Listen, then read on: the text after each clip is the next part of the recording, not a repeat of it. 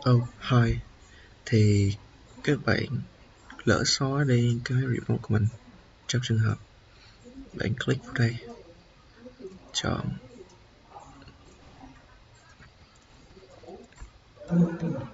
và xóa nó đi, thì các bạn sẽ phục hồi nó.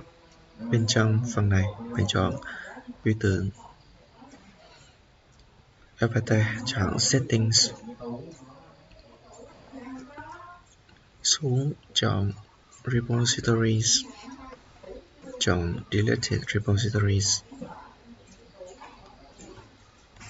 Để chúng ta có thể mất kệ tiếng để mà xem được rằng là những phần nào mình để delete được.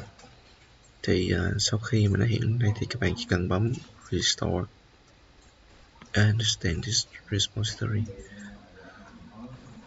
Done. Sau khi hoàn thành thì các bạn có thể quay lại và repo của mình đã được restore.